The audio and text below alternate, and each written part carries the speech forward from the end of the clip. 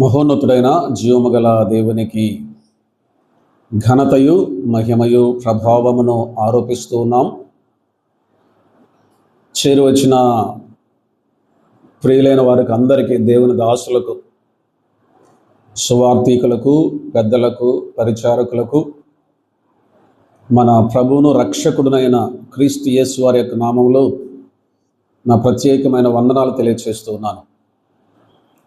మీ మధ్యలో దేవుని వాక్యాన్ని పంచుకొనటం మాత్రమే కాకుండా కలిసి నేర్చుకోవటానికి, మీతో సహవాసం చేయటానికి నేను సంతోషిస్తూ ఉన్నాను. మీరు చాలా మంచి గొప్ప పరిచర్య చేస్తూ ఉన్నారు. అందుని బట్టి ప్రభువుకి స్తోత్రం. దేవుని వాక్యాన్ని మనం నేర్చుకోవటానికి చేరి వచ్చినాం కాబట్టి ప్రార్థనాపూర్వకంగా దేవుని వాక్యాన్ని మనం విందాం.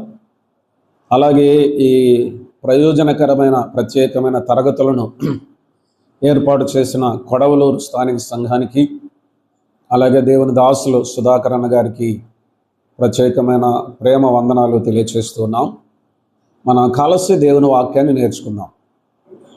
జానన్న గారు చాలా కష్టపడి చెప్పారు కదా, రాత్రి నిద్రపోకుండా పాఠాలను సిద్ధపరచుకొని వచ్చారు.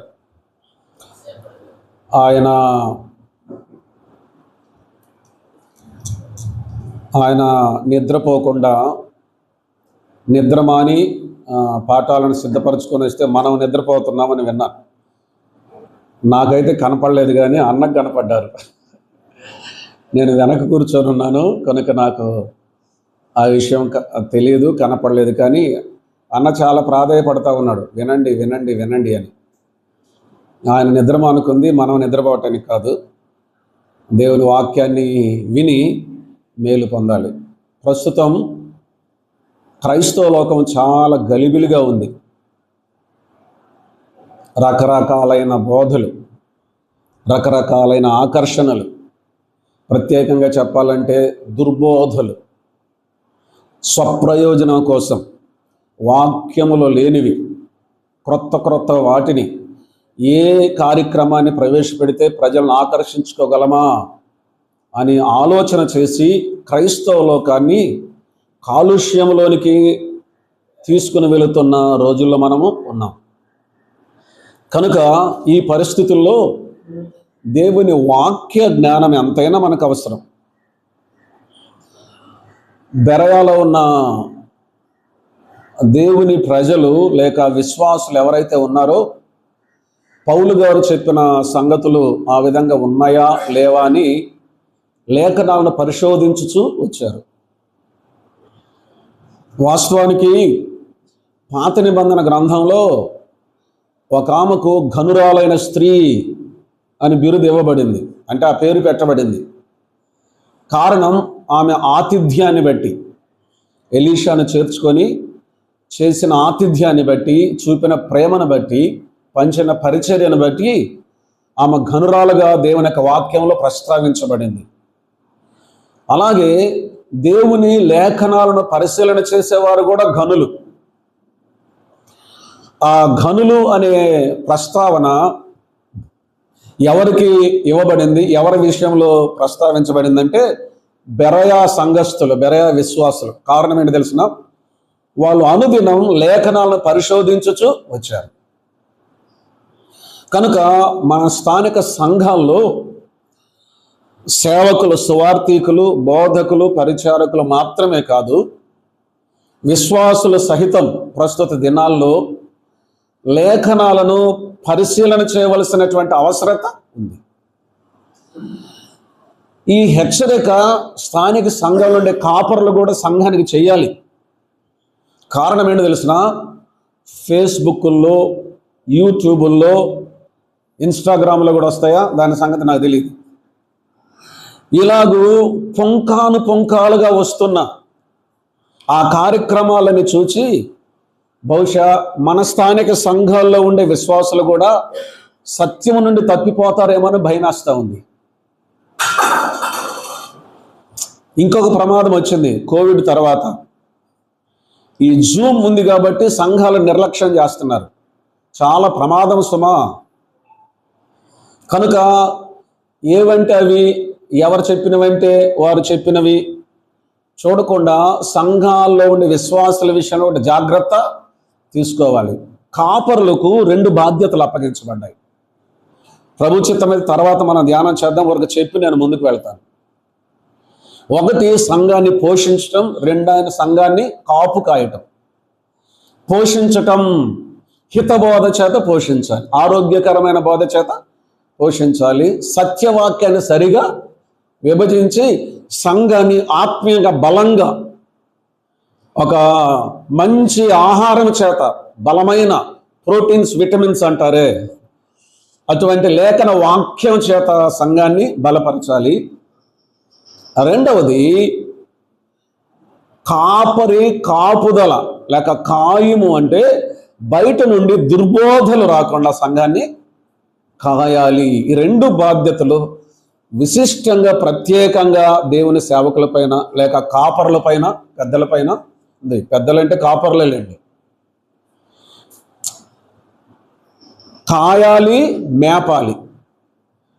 కాయాలి దుర్బోధలు రాకుండా, మేపాలి బలమైన ఆహారం చేత. కనుక ఈ అవసరత ఎంతైనా సంఘాల్లో ఉంది. కనుక ప్రభు చిత్తమైతే భవిష్యత్తులో సంఘాన్ని గురించి సత్యాలు ధ్యానం చేయటానికి సంఘం మీద లేక సంఘం అనే అంశం మీద ఒక అవగాహనకు మనం వస్తున్నాం. ప్రారంభపు అవగాహనలోకి మనము వస్తూ ఉన్నాం. ఈ క్రమంలో మనం గమనించాము, సంఘం ఉన్నటువంటి కాలం ఏమిటి అనే సంగతి పోయిన తరగతులు మనం చూచాము. సంఘం ఉన్నటువంటి కాలము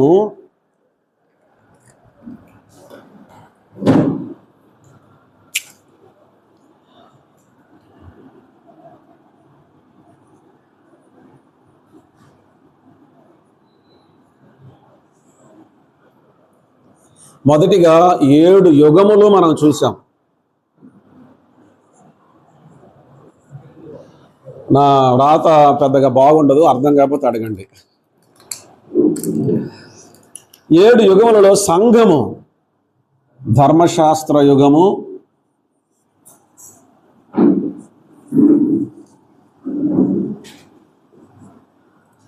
వెయ్యేండ్ల పరిపాలన యుగం,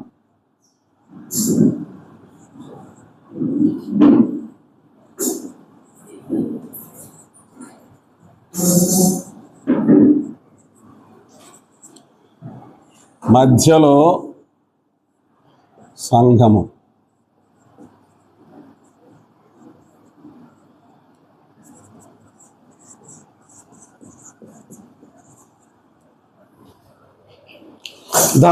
ధర్మశాస్త్ర యుగానికి, వెయ్యేండ్ల పరిపాలన యుగానికి మధ్యలో మనం ఉన్నాం. అది సంఘ యుగము లేక కృపాయుగము అని మనం చూస్తూ ఉన్నాం. ఈ కృపాయుగం కూడా, ఈ సంఘకాలం కూడా తీర్పుతోనే ముగుస్తుంది.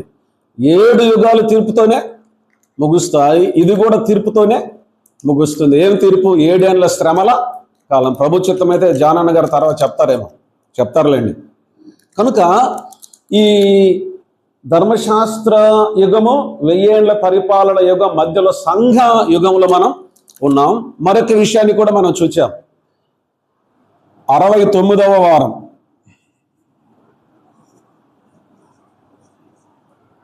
70వ వారం,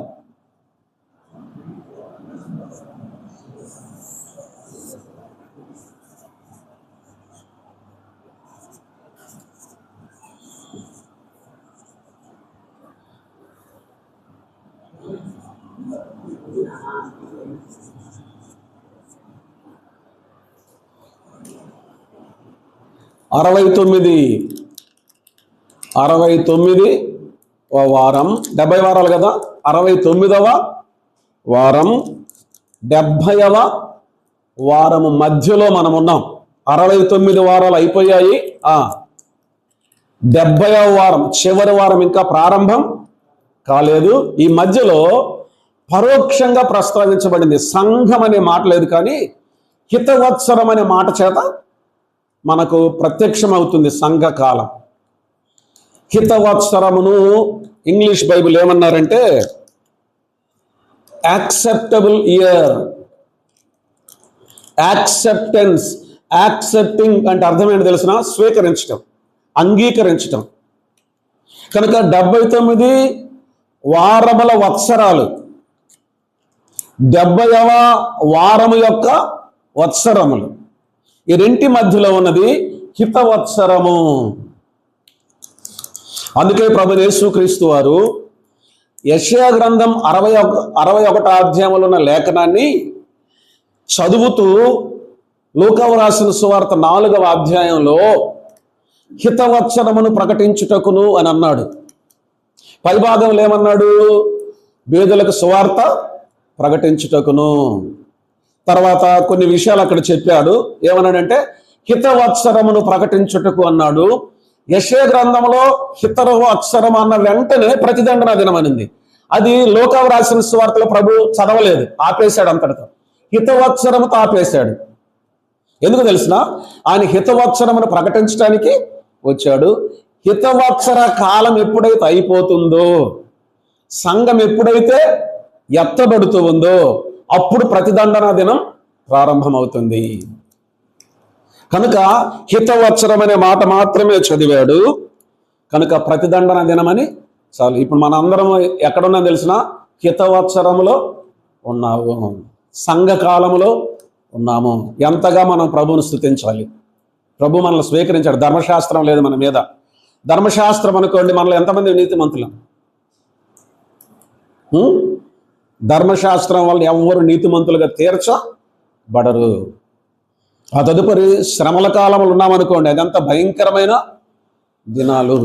కానీ ఇప్పుడైతే హితవత్సరములో, సంఘకాలంలో, కృపాయుగములో క్షమాపణ దొరికేటువంటి రోజులు మనము ఉన్నాం. మన జీవితం ఏంటి, మన గతం ఏంటి, మన పరిస్థితి ఏంటి, ఎన్ని రకాలుగా తప్పిపోయిన వారం, ఎన్ని రకాలుగా ప్రభువును ఆయాస పెట్టిన వారం, బాధ పెట్టిన వారం. కానీ వాటన్నిటినీ కూడా ప్రభువు లెక్కించక విశ్వసించిన తోడనే గొప్ప రక్షణ దయచేశాడు. కనుక అందరికీ రక్షణ. ఇప్పుడు ప్రభు అన్నాడో తెలిసిన? నా యొద్దకు వచ్చు అని నేను ఎంత మాత్రమును త్రోసివేయను అని అన్నాడు. ఎవరినైనా సరే. ఇప్పుడు క్రైస్తవులను హింసిస్తున్నారు కదా, వాళ్ళను కూడా. చార్లీ కర్క్ అమెరికా దేశంలో ఒక గొప్ప ఉజ్జీవాన్ని తీసుకొస్తున్నాడు, ప్రత్యేకంగా యవనస్తుల మధ్యలో. దేశం చెడిపోతూ భ్రష్టత్వంలో నీచమైన కార్యాలకు ఒడిగడుతూ, ప్రత్యేకంగా చెప్పాలంటే స్వలింగ సంపర్కం ఎంత భయంకరమైన పాపం, దేవుని దృష్టికి హేయమైనది. అంటే పురుషులు పురుషులతో, స్త్రీలు స్త్రీలతో అవాచ్యమైనది చేసే ఈ స్వలింగ సంపర్కం అనేది మామూలు అయిపోయింది. అంత మాత్రం కాకుండా భ్రూణ హత్యలు అంటే గర్భంలో ఉండే పిండాన్ని చంపివేయటం. వీటన్నిటినీ వ్యతిరేకించి, ఖండించి ప్రజలకు బుద్ధి చెప్తా ఉన్నాడు. ఏం చేశారో తెలిసిన? ఒకే ఒక తోటాతోటి చేశారు.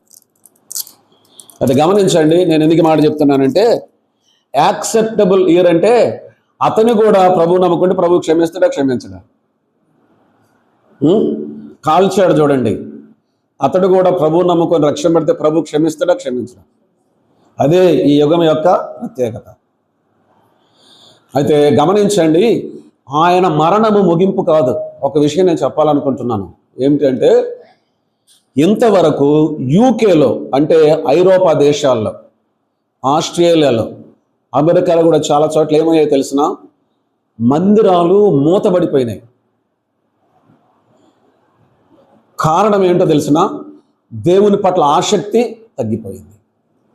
ఇలాగూ పాపాన్ని ఖండించేవారిని ఎందుకు చంపేస్తున్నారు తెలిసిన? వీరు పాపాన్ని ఖండించడం వలన వాళ్ళు సహించలేకపోతూ ఉన్నారు. గమనించండి, ఇతర దేశాల్లో కూడా వీధులలో సువార్త ప్రకటిస్తూ ఉన్నారు. వీధుల్లో మైకులో సువార్త ప్రకటిస్తూ ఉంటే ఓ అని లెక్కలేనట్లుగా ప్రక్క నుంచి ప్రజలు వెళ్ళిపోతున్నారు. కారణం ఏంటి? సువార్తలు ఏముంది, వాక్యంలో ఏముంది? మంచి ఉందా, చెడు ఉందా? ఏమాత్రం చెడు, అంత మంచి ఉంది. కానీ మంచిని బోధిస్తుంటే ఎందుకు తిరస్కరించి హేళన చేస్తున్నారు? వారి క్రియలు చెడ్డవైనందున వారు వెలుగులోనికి రాక చీకటినే వారి చీకటి జీవితాన్ని ఖండిస్తున్నారని ఇటువంటి వాళ్ళను చంపేస్తారు. అయితే అద్భుతం ఏంటో తెలిసిన, దేవుని పని ఎప్పుడూ కూడా ఆగదు. ఇంతవరకు చార్లీ క్రిక్ మరణం తర్వాత ఐరోపా, ఆస్ట్రేలియా, అమెరికా దేశాల్లో ఉండే అనేక మందిరాలు ఇప్పుడు తెరుచుకుంటూ ఉన్నాయి. అనేక మంది ప్రజల్లో ఉద్యోగం వచ్చేసింది. వేల మంది బయటకు వచ్చారు. మందిరాలు ఇప్పుడు తెరుచుకుంటూ ఉన్నాయి. అనేక మంది ప్రభు దగ్గరికి వస్తూ ఉన్నారు. ఒక్క మరణము ద్వారా మనం చాలా ఇలాగ అనుకుంటే విచారపడతాం. అయ్యో, మంచి సేవకుడు చనిపోయాడు. ఆయన 31 సంవత్సరాల వయసులో చనిపోయాడు. ఆయన బతికున్నటువంటి కాలంలో కంటే ఆయన చనిపోయిన వెంటనే గొప్ప ఉద్యోగం వచ్చింది. ఎక్కడ? ప్రపంచ వ్యాప్తంగా. Come back to the lord, ప్రభు యొద్దకు తిరిగి ప్రజలు వస్తున్నారు. అందుని బట్టి ప్రభువును స్తుతించాలి. హతసాక్షి అయ్యాడు. ప్రభు దగ్గర తనకు ఉన్నతమైన బహుమానం ఉంది. కానీ ఆయన మరణము ద్వారా దేవుడు అద్భుతమైనటువంటి ఉజ్జీవాన్ని ప్రపంచవ్యాప్తంగా తీసుకొని వస్తూ ఉన్నాడు. కారణమేంటో తెలిసిన, ఈ యుగానికి ముగింపు త్వరలో రానుంది. రక్షింపబడవలసిన వారు ఇంకను రక్షింపబడాలి. మన అంశంలోనికి మనం వెళ్దాం. ఇక్కడ మనం చదువుకున్న ఈ వాక్య భాగంలో దేవుడు స్వరక్తమిచ్చి సంపాదించిన తన సంఘం, తర్వాత పరిశుద్ధాత్మ దేనిని మిమ్మల్ని అధ్యక్షులుగా ఉంచిన తర్వాత మనం ధ్యానం చేద్దాం. ప్రస్తుతం మనం చూడవలసిన విషయం ఏంటంటే, దేవుడు స్వరక్తమిచ్చి సంపాదించిన సంఘము. ఈ సంఘము ఆవిర్భావము చెందింది ఎప్పుడు? అపోస్తుల కార్యముల గ్రంథం 2వ అధ్యాయం. ఆవిర్భావం.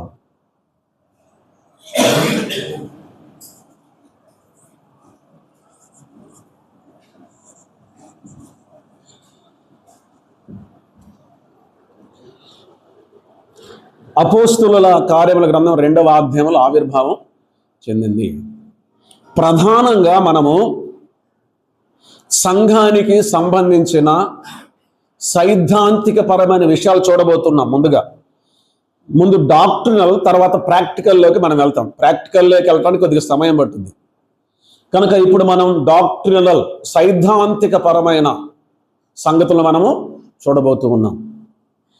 అందుకే దేవుని వాక్యంలో యూదా పత్రిక రాస్తే ఏమనంటే, ఒక్కసారి అప్పగింపబడిన బోధ అన్నాడు. బోధ మారదు, బైబిల్ మారదు. ఎవరు మారాలి ఏండి? బోధ మారదు, బైబిల్ మారదు. ఎవరు మారాలి? మనుషులు అంటున్నారు కానీ మనం అనరేంటి? మనము మారాలి. వాక్యాన్ని మార్చుకోకూడదు, అంటే మన వైపు మలుచుకోకూడదు. మనకు అనుకూలంగా లేరా? ఖచ్చితంగా ఉన్నారు. కనుక ఒక్కసారి అప్పగింపబడిన బోధ కనుక సైద్ధాంతిక పరమైన, సిద్ధాంతపరమైన ఆ సుబోధన గురించిన సంగతులు మొదటిగా మనం చూడాలి. సంఘం యొక్క ఆవిర్భావాన్ని గురించి చూద్దాం. చూడండి, అపోస్తుల కార్యముల గ్రంథం 2వ అధ్యాయంలోనికి రండి.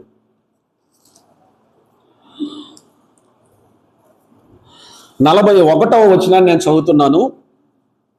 అపోస్తుల కార్యముల గ్రంథం 2వ అధ్యాయం 41వ వచనం. కాబట్టి అతని వాక్యం అంగీకరించిన వారు బాప్తిస్మము పొందిరి. ఆ దినమందు ఇంచుమించు 3,000 మంది చేర్చబడిరి. ఈ మాట గమనించారా?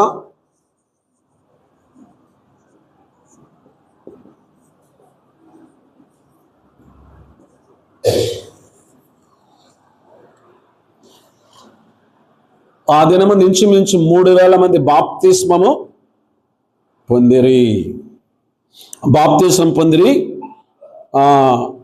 అతని వాక్యం అంగీకరించిన వారు బాప్తిస్మము పొందిరి. ఆ దినమందు ఇంచుమించు 3,000 మంది చేర్చబడిరి. 42వ వచనం. వీరు అపోస్తుల బోధ యందును, సహవాసమందును, రొట్టె విరుచుట యందును, ప్రార్థన చేయుట యందును ఎడతెగక యుండిరి. కనుక రక్షింపబడి బాప్తిస్మము పొందిన వారి ద్వారా సంఘం ఆవిర్భావం చెందింది. ఆ మాట గుర్తుపెట్టుకోండి. ప్రస్తుతం బాప్తిస్మమును గురించిన అవగాహన చాలా మందికి లేదు, గలిబిలి ఉంది. ప్రభు చిత్తమైతే ఇప్పుడు బైబిల్ గ్రంథంలో, క్రొత్త నిబంధన గ్రంథంలో ఇవ్వబడిన 7 బాప్తిస్మాలు మనం చూస్తాం. ఆ తర్వాత సమయాన్ని బట్టి మనం ముందుకు వెళ్తాం. క్రొత్త నిబంధన గ్రంథంలో ఇవ్వబడిన 7 రకాలైన బాప్తిస్మాలు. ఒకటి నేను మీకు ఒకటొక్కటిగా చూపిస్తాను చూడండి. 1వ కొరింథీ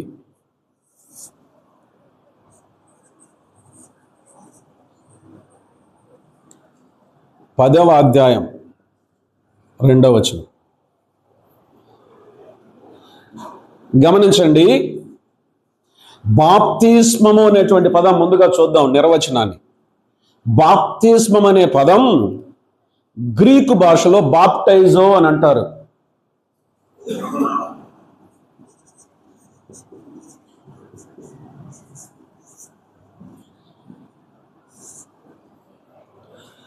బాప్టైజో అంటే అర్థం ఏంటంటే ముంచడము.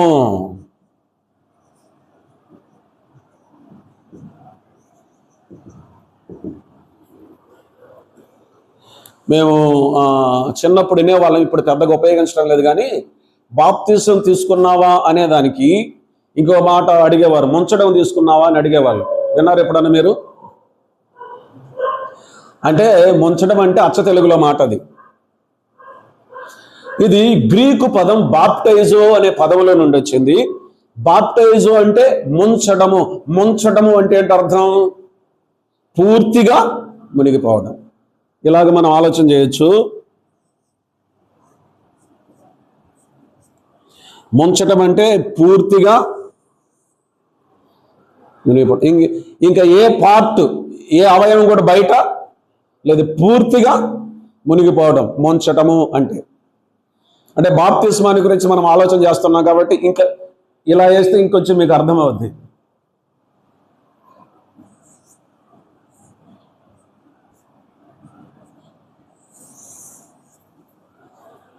బాప్తిస్మాని ఇలా తీస్తాం కదా మనం నీళ్ళల్లో, సమాధి చేయబడిన దానికి గుర్తు.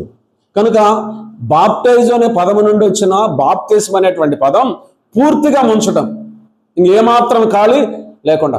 ఒక వ్యక్తి చనిపోయాడు అనుకోండి, ఎన్ని శరీర అవయవాలను పాతి పెడతారు? ఎన్ని శరీర అవయవాలు పాతి పెడతారు? మీరు మెడదాకా బూడి చేసేటట్టున్నారే. పూర్తిగా ఏ అవయవం కూడా బయట ఉండదు. అందుకే క్రీస్తులోనికి మీరు పాతి పెట్టబడితిరి అని. పాతి పెట్టబడటం అంటే ఏ అవయవం కూడా బయట ఉండదు, పూర్తిగా పాతి పెట్టాలి, పూర్తిగా మునగాలి. అదే బాప్టైజో అంటే. కనుక చిలకరింపు లేదు, అర్థమవుతుందా? కనుక జెండా కింద దాటిపోయేది లేదు. కొంతమంది జెండా ఎలా ఉంచుతారు, ఆ జెండా కింద దాటిపోతే బాప్తిస్మం. ఇంకా మీకు తెలిసిన ఏమన్నా ఉంటే చెప్పండి. అదేలే, చిలకరింపులోకి వస్తుంది అది కూడా. కనుక బాప్తిజం అనే పదానికి అది అర్థం కాదు. బాప్తిజం అనే పదానికి అర్థం ఏంటి? ముంచడము, పూర్తిగా మునగాలి. చనిపోయి పాతి పెట్టబడి మరలా తిరిగి లేపబడుతూ ఉన్నారు. మొదటిగా మనం గమనించినట్లయితే కొరింథీయులకు రాసినటువంటి మొదటి పత్రిక 10వ అధ్యాయము 2వ వచనం చదువుతారా?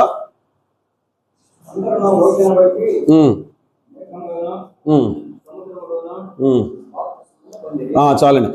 అందరూ మోషేను బట్టి మేఘములోను సముద్రములోను బాప్తిస్మము పొందిరి అనే మాట మనం చూస్తాం. ఇది మోషే బాప్తిస్మం. ఈ బాప్తిస్మం యొక్క అర్థం, భావం ఏమిటంటే మోషే ఇజ్రాయేలీయులకు నాయకునిగా దేవుని చేత ఏర్పరచబడినాడు. ఇది మోషే నాయకత్వం కిందకి వస్తుంది.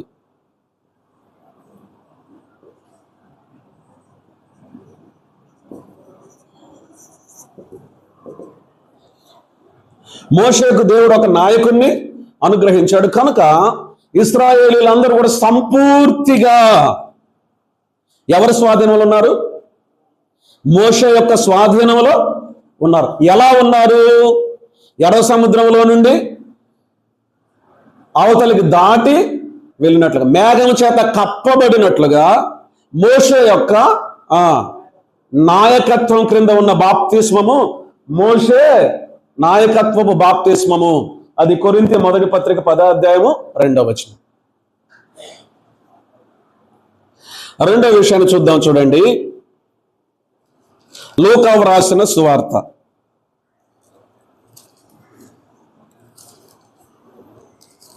7వ అధ్యాయము.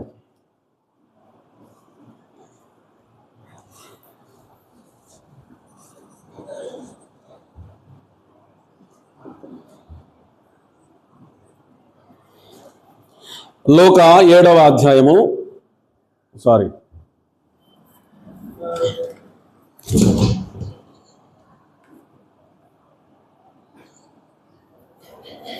7వ అధ్యాయము 30వ వచనం.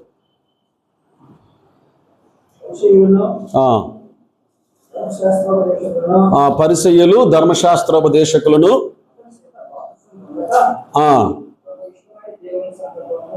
29 చదవండి.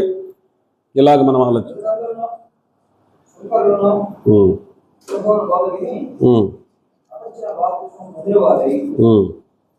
29 రాసుకోండి. ప్రజలందరూ సుంకరులను యోహాను బోధ విని అతడిచ్చిన బాప్తిస్మం పొందిన వారై దేవుడి న్యాయవంతుడని ఒప్పుకొనిరి గాని పరిశీలు ధర్మశాస్త్రోపదేశకులు పొందలేదు. ఇక్కడ గమనించండి, ప్రజలందరూ అని అన్నాడు. ఇది ఇశ్రాయేలు మారు మనసు నిమిత్తమైన బాప్తిస్మం, ఇశ్రాయేలు దేశం యొక్క మారు మనసు నిమిత్తమైన బాప్తిస్మం. అందుకే మత్తయి రాసిన సువార్తలోనికి రండి, 3వ అధ్యాయంలో కూడా, మత్తయి రాసిన సువార్త 3వ అధ్యాయము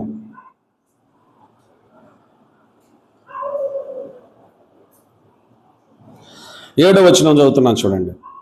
అతడు పరిసయ్యులలోను సద్దూకయ్యులలోను అనేకులు బాప్తిస్మము పొందవచ్చుట చూచి, సర్ప సంతానమా, రాబో ఉగ్రతను తప్పించుకొనుటకు మీకు బుద్ధి చెప్పిన వాడెవడు? మారు మనస్సుకు తగిన ఫలము ఫలించుడి. గమనించారా? ఇశ్రాయేలు దేశము మారు మనస్సుకు సంబంధించిన బాప్తిస్మ. దేశమంతా మారు మనసు పొందాలి. దాని గురించి కొద్దిగా వివరణ చూద్దాం. మారు మనసుల గురించి చూద్దాం. నైతికమైన మార్పు, ఇది ఆత్మరక్షణకు సంబంధించిన బాప్తిస్మం కాదు, నైతికమైన మార్పుకు సంబంధించిన బాప్తిస్మం. ఎలాగో చూద్దాం. చూడండి, లూకా వ్రాసిన సువార్త 3వ అధ్యాయం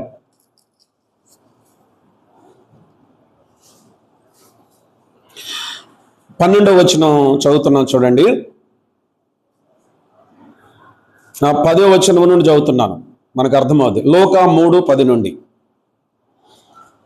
అందుకు జనులు, అలాగైతే మేమేమి చేయవలనని అతని అడుగగా, అతడు 2 అంగీలు గలవాడు ఏమియూ లేని వానికి ఇయ్యవలననియు, ఆహారము గలవాడును అలాగే చేయవలనని వారితో చెప్పాను. సుంకరులను బాప్తిస్మము పొందవచ్చు. బోధకుడా, మేమేమి చేయవలనని అతని అడుగగా, అతడు మీకు నిర్ణయింపబడిన దానికంటే ఎక్కువ తీసుకొని వద్దని వారితో చెప్పాను. సైనికులను మేమేమి చేయవలనని అతని అడిగిరి. అందుకు అతడు, ఎవరిని బాధ పెట్టకయు ఎవరి మీద అపనింద వేయకయు మీ జీతములతో తృప్తి పొంది ఉండే వారితో చెప్పాను. ఇది ఆత్మరక్షణ బాప్తిస్మము కాదు, నైతికమైన మార్పు. ఇశ్రాయేలు మారు మనసు నిమిత్తమైన బాప్తిస్మము. ఇది ఇశ్రాయేలు మారు మనసు నిమిత్తం.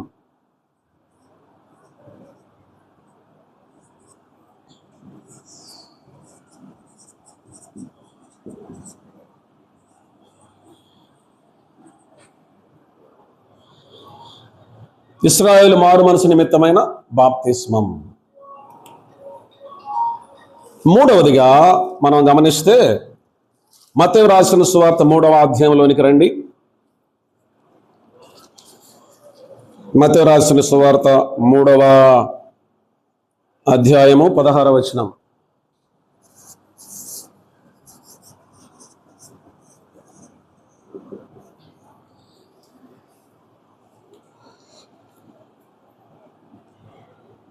యేసు బాప్తిస్మము పొందిన వెంటనే నీళ్లలో నుండి ఒడ్డునకు వచ్చాను.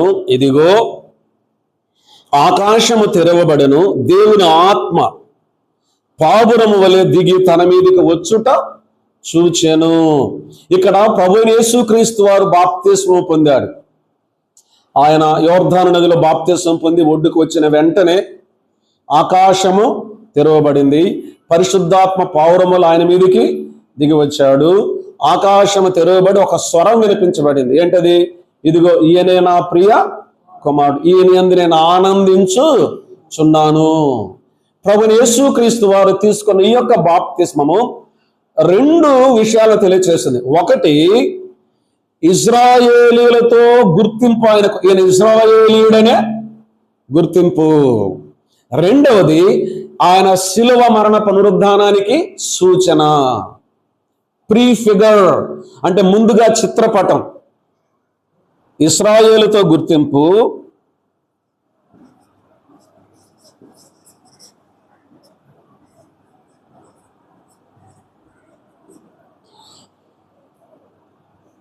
శిలువ మరణ పునరుద్ధానము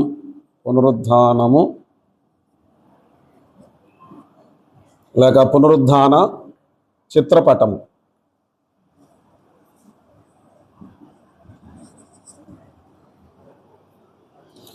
ఒకటి, ఆయన ఇశ్రాయేలీయులతో గుర్తించబడ్డాడు. తర్వాత ఆయన శిలువ మరణ పునరుద్ధానానికి అది ఒక చిత్రపటం లాగా ముందు చూపించాడు.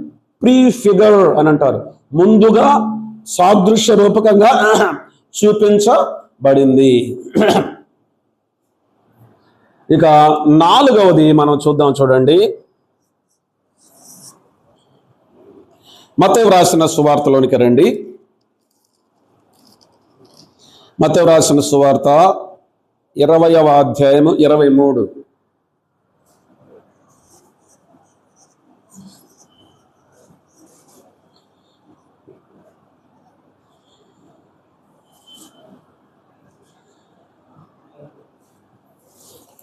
నేను చదువుతున్నాను, చూడండి. మత్తయి రాసిన సువార్త 20వ అధ్యాయం 23వ వచనంలో, ఆయన మీరు నా గిన్నెలోనిది త్రాగుదురు గాని నా కుడి వైపునను నా ఎడమ వైపునను కూర్చుండనిచ్చుట నా వశమున లేదు. నా తండ్రి చేత ఎవరికి సిద్ధపరచబడనో వారికి అది దొరుకునని చెప్పాను. గమనించండి, ఆయన మీరు నా గిన్నెలోనిది త్రాగుదురు గాని అని అన్నాడు. ఈ గిన్నెలోనిది త్రాగుదురు అనేటువంటి యొక్క మాట మనకు అర్థం కావాలంటే మార్కు రాసిన సువార్తలోనికి రావాలి. మార్కు 10:38. మార్కు రాసిన సువార్త 10వ అధ్యాయం 38వ వచనం. యేసు మీరేం అడుగుచున్నారో మీకు తెలియదు, నేను త్రాగుచున్న గిన్నెలోనిది త్రాగుటయేనను. ఆ తర్వాత మాట గమనించండి, నేను పొందుచున్న బాప్తిస్మము పొందుటయేనను మీ చేత అగునా అని వారిని అడుగగా వారు మా చేత అగుననిరి. 39వ వచనం కూడా చదువుతున్నాను, చూడండి. అప్పుడు యేసు నేను త్రాగుచున్న గిన్నెలోనిది మీరు త్రాగెదరు, నేను పొందుచున్న బాప్తిస్మము మీరు పొందెదరు. గమనించండి, ఇక్కడ ప్రభువైన యేసుక్రీస్తు వారు నేను పొందుచున్న బాప్తిస్మము అని అన్నాడు. అంటే పొందబోయే ఇప్పటికే ఆయన బాప్తిస్మం పొందాడు. ఎక్కడ బాప్తిస్మం పొందాడు? యోర్దాను నదిలో బాప్తిస్మం పొందాడు. కనుక ఇక్కడ ప్రభు ఏదైతే చెప్తున్నాడో అది ఆ బాప్తిస్మం కాదు. అదొకటి. రెండవది, నేను పొందుచున్న బాప్తిస్మము మీరు పొందెదరు అని అన్నాడు. శిష్యులతో చెప్తున్నాడు. ఆ శిష్యులు కూడా పొందే బాప్తిస్మం మరొకటి. ఇక్కడ 2 రకాలైన బాప్తిస్మాలు ఉన్నాయి. ఒకటి, యేసుక్రీస్తు ప్రభువారు పొందబోవు బాప్తిస్మము. 2 శిష్యులు పొందబోవు బాప్తిస్మము. ఇక్కడ యేసు ప్రభువారు పొందబో బాప్తిస్మం ఏంటో తెలిసిన? శిలువ శ్రమలు.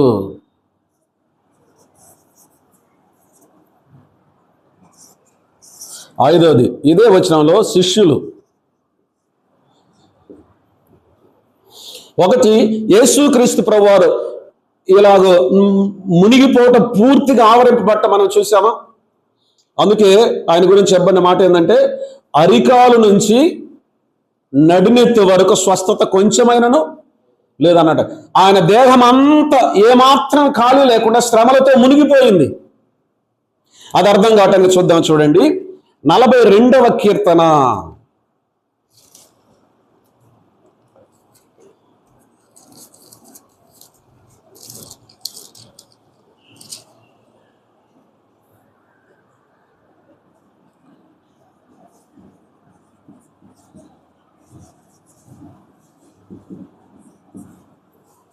నలభై 42వ కీర్తన 7వ వచనం చదువుతున్నాను.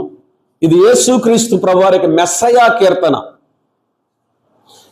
ఆయన పొందబో శ్రమలను ఇలాగూ చెప్పబడ్డాయి. ఎలా చెప్పబడ్డాయి అంటే, నీ జల ప్రవాహ ధారల ధ్వని విని కరుడును పిలుచుచున్నది, నీ అలలన్నీయు నీ తరంగములని నా మీదుగా పొర్లిపారి ఉన్నవి. ఏమిటిది? నీ జల ప్రవాహ ధారలు, నీ అలలన్నీ, నీ తరంగములన్నీ ఏంటంటే అర్థం శ్రమలు. ఈ శ్రమలు నా మీదుగా పొర్లి పారి ఉన్నవి. యేసుక్రీస్తు ప్రభువు ఎక్కడ ఉన్నాడు? శ్రమలలో మునిగిపోయి ఉన్నాడు. అందుకే అంటున్నాడు తెలుసునా, నీ అలలని నీ తరంగములని నా మీదుగా పొర్లి పారి ఉన్నాడు. శ్రమలు, శిలువ శ్రమలనే బాప్తిస్మంలో ప్రభు యేసుక్రీస్తు వారు మునిగిపోయాడు. పూర్తిగా శ్రమలు ఆయనను ఆవరించి ఉన్నాయి. ఎటు చూసినా కూడా శ్రమలే. శ్రమానుభవంలో ప్రభు యేసుక్రీస్తు వారు మునిగిపోయాడు. ఇది ఆయన బాప్తిస్మము. రెండవది, 5వదిగా అదే వాక్యాన్ని మనం గమనిస్తే, ఇది మార్కు 10:38లో భవిష్యత్తులో తన యొక్క శిష్యులు పొందబోయే శ్రమలు, అది బాప్తిస్మంగా చెప్పాడు ప్రభు. యేసు ప్రభు ఏమన్నాడు? ఇలా వింటారా, నేను పొందే బాప్తిస్మము మీరు కూడా పొందేదరు అని అన్నాడా లేదా? నేను పొందు బాప్తిస్మం అంటే ఏంటి? శ్రమానుభవము. మీరు పొందేదరు అంటే ఏంటి అర్థం? మీరు కూడా శ్రమానుభవంలోనికి వెళ్ళబోతు, మీరు కూడా ఈ బాప్తిస్మాన్ని పొందుతారు. కనుక శిష్యుల యొక్క శ్రమానుభవమే మరి ఒక బాప్తిస్మము. కనుక ఒకటి మోషే నాయకత్వాన్ని గురించింది, రెండవది ఇశ్రాయేలు దేశం యొక్క మారు మనసు నిమిత్తమైంది, మూడవది యేసుక్రీస్తు ప్రభువారు ఇశ్రాయేలులతో గుర్తింపు పొందాడు. తర్వాత ఆయన శిలువకు ముందు చిత్రపటంగా సాదృశ్యంగా ఉన్న బాప్తిస్మము. నాలుగవది యేసుక్రీస్తు ప్రభువారు శిలువ శ్రమలనే బాప్తిస్మము. ఐదవది శిష్యులు పొందే శ్రమలనే బాప్తిస్మము. 5. ఆరవది మనం చూద్దాం. చూడండి, యాక్చువల్గా 6 ఇంకోటి చెప్పాలి, అది 7వది వివరణ ఉంది కాబట్టి నేను ముందుగా 6వది చెప్తున్నాను, వినండి. 6వది విశ్వాసి బాప్తిస్మము.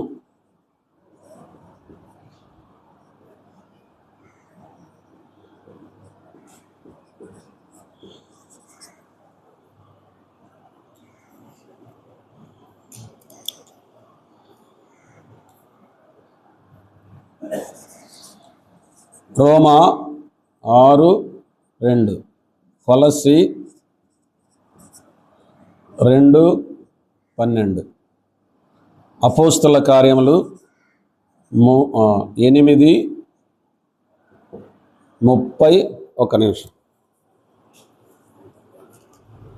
అపోస్తలుల కార్యముల గ్రంథం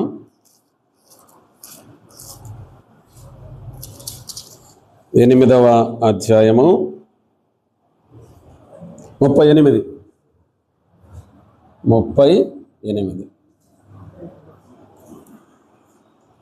మొదటిగా రోమీలకు రాసిన పత్రిక 6వ అధ్యాయం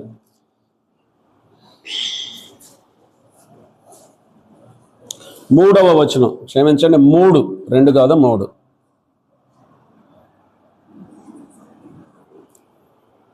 రోమీలకు రాసిన పత్రిక 6వ అధ్యాయం 3వ వచనం, క్రీస్తు యేసులోనికి బాప్తిస్మము పొందిన మనమందరము ఆయన మరణములోనికి బాప్తిస్మము పొందితమని మీరు ఎరుగరా. గమనించారా?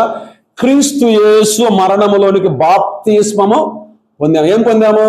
బాప్తిస్మము పొందాం, మరణములోనికి. ఎఫెసీయులకు రాసిన పత్రిక 2వ అధ్యాయంలో ఏమనుందంటే, మీ అపరాధముల చేతను పాపముల చేతను మీరు చచ్చిన వారయ్యుండగా ఆయన మిమ్మల్ని క్రీస్తుతో కూడా లేపెను. యేసు ప్రభువు చనిపోయాడు, పాతి పెట్టబడ్డాడు, తిరిగి లేచాడు. మనము కూడా పాత జీవితానికి చనిపోయి పాతి పెట్టబడి మరలా తిరిగి లేపబడ్డాము. ఎఫెసీయులకు రాసిన పత్రిక 2వ అధ్యాయంలో ఆ క్రీస్తుతో కూడా మనలను లేపి అనింది. మృతి పొంది సమాధి చేయబడిన మనలను క్రీస్తుతో కూడా లేపి. ఈ క్రీస్తు యేసులోనికి బాప్తిస్మం అనేది విశ్వాసం ద్వారా ఎప్పుడో పొందాం, మనం రక్షింపబడ్డాం. కొలస్సీలకు రాసిన పత్రిక 2వ అధ్యాయంలోనికి రండి, 12వ వచనం చదువుదాం. కొలస్సీ 2:12. ఇక్కడ ఇంకా కొంచెం స్పష్టంగా ఉంది, మనం చదువుదాం. చూడండి 2:12. మీరు బాప్తిస్మమందు ఆయనతో కూడా పాతి పెట్టబడిన వారై ఆయనను మృతులలో నుండి లేపిన దేవుని ప్రభావమందు విశ్వసించుట ద్వారా ఆయనతో లేచితిరి. చూసారా? పాతి పెట్టబడ్డాం, తిరిగి లేచాం అంటే రక్షింపబడ్డాం. అర్థమవుతుందండి? ఏమయ్యాం మనం? రక్షింపబడిన తర్వాత ఇప్పుడు అండి అపోస్తలుల కార్యముల గ్రంథం 8వ అధ్యాయము 38వ వచనం చదువుతున్నాను చూడండి, లేక 37, 38 చదివితే సహాయకరం. 37, ఫిలిప్పు నీ పూర్ణ హృదయముతో విశ్వసించిన ఎడల పొందవచ్చునని చెప్పాను. అతడు యేసుక్రీస్తు దేవుని కుమారుడని విశ్వసించుచున్నానని ఉత్తరం ఇచ్చాను. ఫిలిప్పు నపుంసకుడు ఇద్దరు నీళ్ళలోనికి దిగిరి. అంతటా ఫిలిప్పు అతనికి బాప్తిస్మం ఇచ్చాను. ఇక్కడ విశ్వాస యొక్క నీటి బాప్తిస్మాన్ని చూస్తున్నాము. ఈ మాట గమనించారు మీరు? నీటి బాప్తిస్మం అనే పదం. అంతకుముందు ఏం చేశాడు? విశ్వసించాడు, క్రీస్తులోనికి బాప్తిస్మము పొందాడు. ఇప్పుడు క్రీస్తులోనికి బాప్తిస్మం పొందిన ఆ వ్యక్తికి ఫిలిప్ ఏం చేస్తున్నాడు? నీటి బాప్తిస్మము ఇస్తూ ఉన్నాడు. కనుక మనము కూడా మొట్టమొదటి ఏం చేశాము? ప్రభువైన యేసుక్రీస్తు వారిని సొంత రక్షకునిగా అంగీకరించి ఆయనలోనికి, ఆయన మరణంలోనికి బాప్తిస్మం పొంది తిరిగి లేచాము. తర్వాత మనం ఏం చేస్తున్నాం? ఈలాగు నేను యేసుక్రీస్తు ప్రభువుని అంగీకరించి విశ్వసించినానని అందరికి తెలియటానికి సాదృశ్య రూపకంగా ఒక చిత్రపటం లాగా ఏం చేస్తాం? నీటి బాప్తిస్మం తీసుకుంటున్నాము. నీటి బాప్తిస్మం తీసుకుంటున్నాము. ఎవరికి?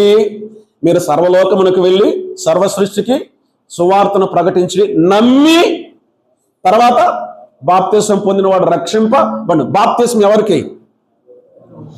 సంఘములో చేర్చుకోవటానికి కాదు బాప్తిస్మం. రక్షింపటం పాప క్షమాపణ కాదు బాప్తిస్మం. ఇంకోటి, పాత నిబంధన గ్రంథంలో ఉండే సున్నతికి కొత్త నిబంధన బాప్తిస్మం కాదు. ఈ 3 కాదు. కొంతమంది ఏం చేస్తారు తెలిసిన? సంఘంలో సభ్యత్వం కోసం బాప్తిస్మం ఇస్తారు. చాలా మంది బాప్తిస్మం అంటే రక్షింపబడటం అనుకుంటారు. కొన్ని ప్రాంతాలకు నేను వెళ్ళినప్పుడు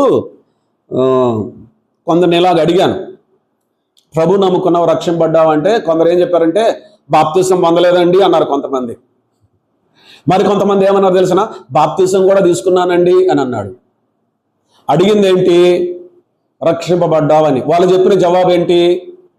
బాప్తిస్మం తీసుకున్నాను, బాప్తిస్మం తీసుకోలేదు.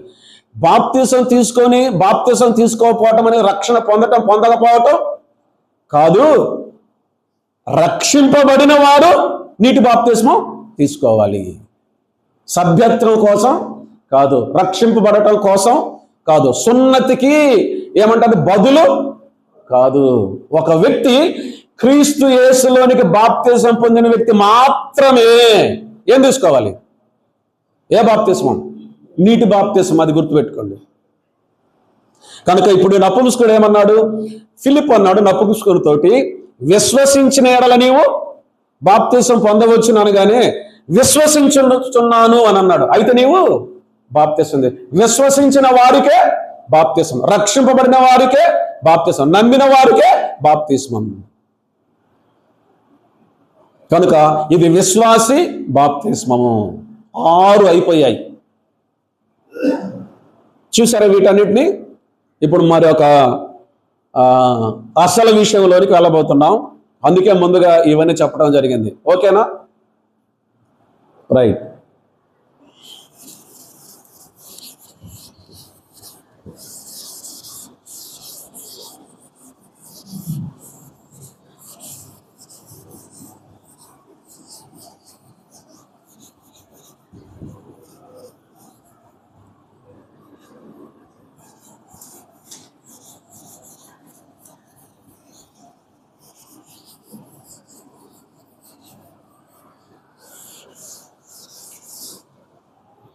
బాప్తిస్మం పొందటం దేవునికి విధేయత చూపించటం. అందుకే ప్రభువైన యేసుక్రీస్తు వారు అన్నాడు, తండ్రి యొక్కయు మీరు సర్వలోకమునకు వెళ్ళి ఆకాశమందును భూమి యందును నాకు సర్వాధికారము ఇవ్వబడి ఉన్నది, అనేకులను నాకు శిష్యులనుగా చేయుడి, తండ్రి యొక్కయు కుమారుని యొక్కయు పరిశుద్ధాత్మ యొక్క నామములోనికి బాప్తిస్మం ఇచ్చుతూ నేను ఏ సంగతులు అయితే మీకు ఆజ్ఞాపించుతున్నా వాటన్నిటినీ వారు గైకొనున్నట్లు వారికి బోధించమన్నాడు. కనుక ఒక వ్యక్తి రక్షింపబడితే ఖచ్చితంగా ఏం చేయాలి? నీటి బాప్తిస్మం తీసుకోవాలి. అది విధేయత చూపించడం, దేవుని యొక్క ఆజ్ఞకు విధేయత చూపించటం, నీ అంతరంగంలో జరిగిన కార్యాన్ని బహిరంగంగా సాక్ష్యం ఇవ్వటం, సంఘములో ఒక వ్యక్తి చేర్చబడినారు అందరికీ తెలియబడటం కోసం నీటి బాప్తిస్మం తీసుకోవాలి. ఇప్పుడు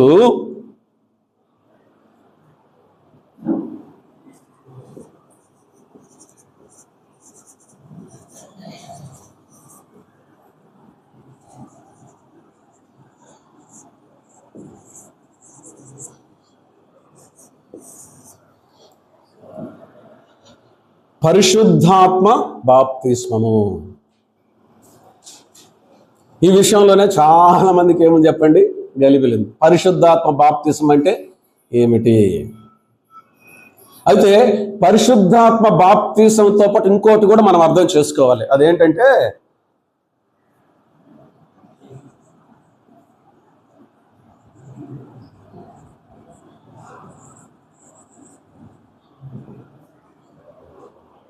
అగ్ని బాప్తిస్మము. ఇది చాలా మందికి అర్థం కావట్లేదు. అగ్ని బాప్తిస్మము అంటే చాలా మంది ఏమనుకొని తప్పిపోతున్నారంటే ఆత్మీయమైన మంట అనుకుంటున్నారు. తర్వాత ఆత్మీయమైన మంట, ఆ తపన విశ్వాసకు ఉంటుంది, దేవుని పిల్లలకు ఉంటుంది. కానీ ఇక్కడ బైబిల్ గ్రంథంలో ప్రస్తావించబడిన అగ్ని బాప్తిస్మం అది కాదు. తర్వాత చాలా మంది ఇలాగ అనుకుంటారు. ఏమనుకుంటారంటే అపోస్తల కార్యం 2వ అధ్యాయంలోనికి రండి.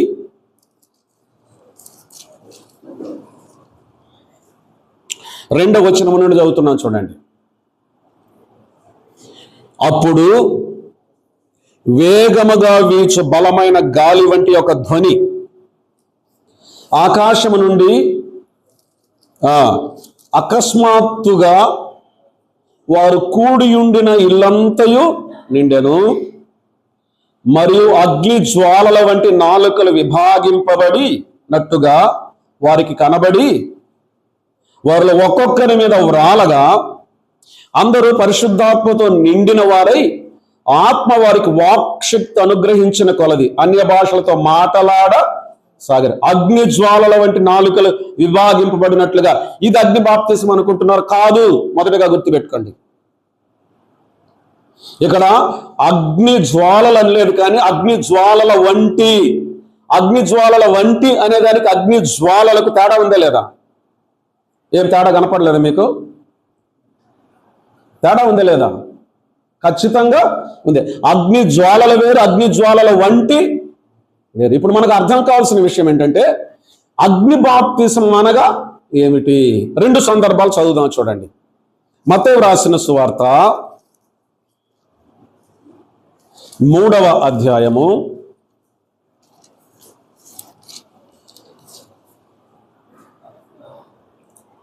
11.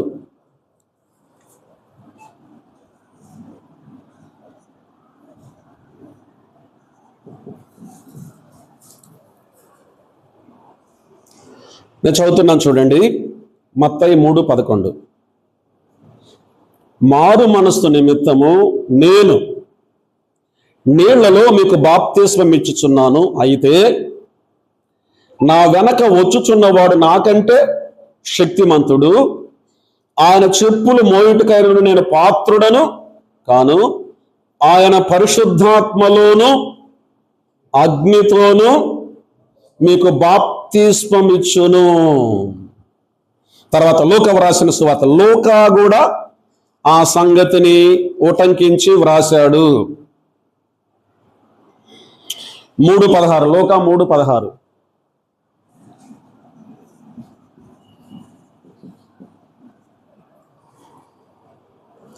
లూకా 3:16. యోహాను, నేను నీళ్లలో మీకు బాప్తిస్మం ఇచ్చుచున్నాను.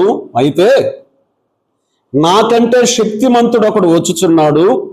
ఆయన చెప్పుల వారిని విప్పుటకు నేను పాత్రుడను కాను. ఆయన పరిశుద్ధాత్మలోను అగ్నితోను మీకు బాప్తిస్మం ఇచ్చును. ఈ 2 సందర్భాల్లో మనం గమనిస్తే అక్కడ ఎవరున్నారు? ప్రజలు.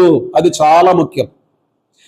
ఎవరితో బాప్తిస్మం ఇచ్చి యోహాను మాటలు చెప్పాడనే చాలా ముఖ్యం. చూద్దాం చూడండి. మత్తయి రాసిన సువార్త 3వ అధ్యాయంలోనికి రండి. ఆయన మాట చెప్పినప్పుడు ఎవరున్నారు ఆయనతోటి? 6వ వచనం చదువుతున్నాను చూడండి. ఒక గుంపు వారు. 3:6, మత్తయి 3:6 చదువుతున్నాను చూడండి.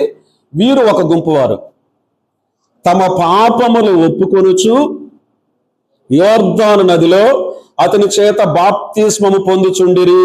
వీరొక గుంపు, పాపాలు ఒప్పుకుంటూ ఉన్నారు. 2వ గుంపు చూడండి, 7వ వచనం చదువుతున్నాను. అతడు పరిసయ్యులలోను సద్దూకయ్యులలోను అనేకులు బాప్తిస్మము పొందవచ్చుట చూచి, సర్ప సంతానమా, రాబో ఉగ్రతను తప్పించుకొనుటకు మీకు బుద్ధి చెప్పిన వాడెవడు? మారు మనసు తగిన ఫలము ఫలించుడి. తర్వాత దేవుడి రాళ్ల వలన కూడా అబ్రహామునకు పిల్లలు పుట్టించగలడు అని చెప్పాడు. ఇక్కడ 2 గుంపుల వారు ఉన్నారు.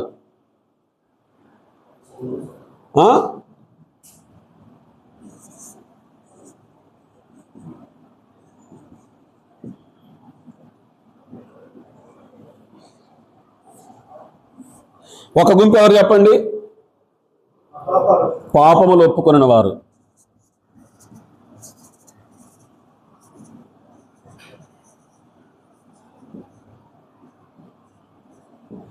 రెండో గుంపు ఎవరు చెప్పండి?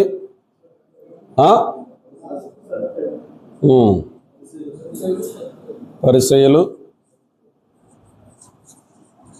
సద్దుకాయలు కూడా ఉన్నారా? ఉన్నారా లేరా? ఉంటే చెప్పండి. లేదు,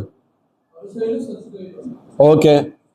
పరిసయ్యులు శాస్త్రంలో కొట్టేద్దాం. ఎక్కడైతే పరిసయ్యులు సద్దుకాయలు ఉన్నారు. గమనించండి, నిజంగా పాపములు ఒప్పుకున్నటువంటి వారికి బాప్తిస్మం ఇచ్చాడు. ఎవరు?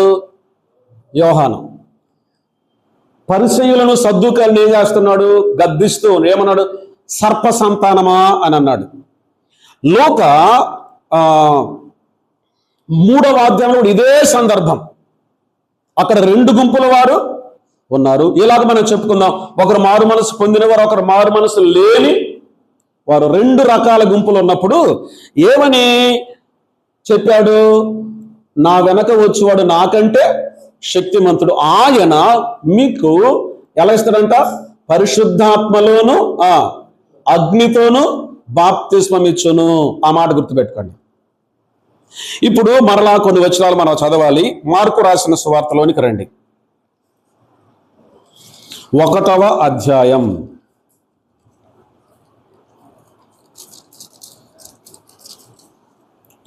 మార్కు రాసిన సువార్త 1వ అధ్యాయము 8వ వచనాన్ని చదువుతున్నాను చూడండి. వచనం 8, మార్కు 1:8. తీశారా మీరు? చూడాలి. మార్కు 1:8. నేను నీళ్లలో మీకు బాప్తిస్మం ఇచ్చి తిని గాని ఆయన పరిశుద్ధాత్మలో మీకు బాప్తిస్మం ఇచ్చునని చెప్పి ప్రకటించుచుండెను. ఎవరికి చెప్పాడు ఈ మాట? 5వ వచనం. అంతటా యూదయ దేశస్థులందరూ యెరూషలేము వారందరూ బయలుదేరి అతని యొద్దకు వచ్చి తమ పాపములను ఒప్పుకొనుచు యోర్దాను నదిలో అతని చేత బాప్తిస్మము పొందుచుండిరి. వారితో బాప్తిస్మ ఇచ్చి యోహాను ఏమంటున్నాడు? నేను నీళ్లలో మీకు బాప్తిస్మం ఇచ్చి తిని గాని ఆయన పరిశుద్ధాత్మలో మీకు బాప్తిస్మం ఇచ్చినని చెప్పి ప్రకటించుచుండెను. ఇక్కడ ఏ బాప్తిస్మం లేదు చెప్పండి? అగ్ని బాప్తిస్మము లేదు. ఏ బాప్తిస్మం ఉంది? పరిశుద్ధాత్మ బాప్తిస్మం ఉంది. పరిశుద్ధాత్మ బాప్తిస్మం గురించి చెప్పినప్పుడు అక్కడ ఎవరున్నారు? ఏ గుంపు వారు ఉన్నారు? ఒకే గుంపు వారు. ఎవరు వాళ్ళు? మారు మనసు పొందిన, పాపాలు ఒప్పుకొని మారు మనసు పొందినవారు. తర్వాత యోహాను వ్రాసినటువంటి సువార్త 1వ అధ్యాయం. యోహాను రాసిన సువార్త 1వ అధ్యాయము మొదటిగా 19వ వచనం చదువుతున్నాను చూడండి. మొదటిగా 19వ వచనం. నీవెవడవని అడుగుటకు యూదులు యెరూషలేము నుండి యాజకులను లేవీయులను యోహాను వద్దకు పంపినప్పుడు అతడిచ్చిన సాక్ష్యం ఇదే. మొదటిగా యెరూషలేము నుండి యాజకులు లేవీయులు యోహానును ప్రశ్నించాడు. అది అయిపోయింది. 29వ వచనం చదువుతున్నాను చూడండి. మరునాడు అని అన్నాడు.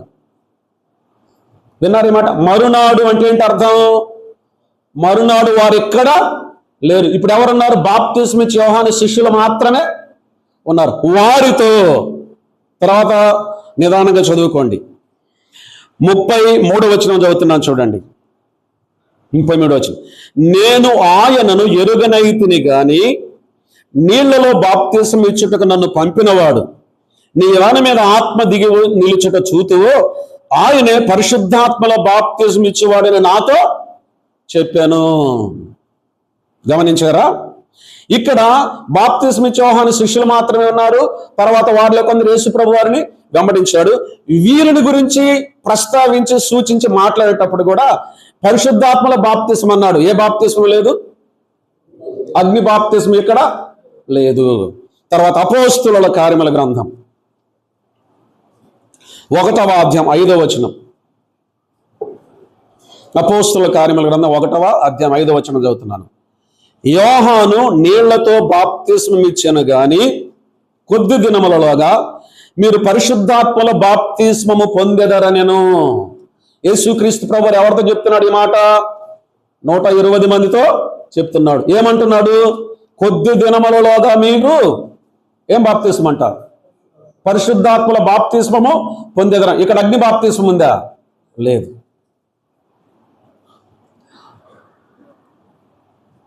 పరిశుద్ధాత్మ బాప్తిస్మాన్ని గురించి ప్రస్తావించినప్పుడు ఒకే గుంపు. వీరెవరు? మారు మనసు పొందినవారు.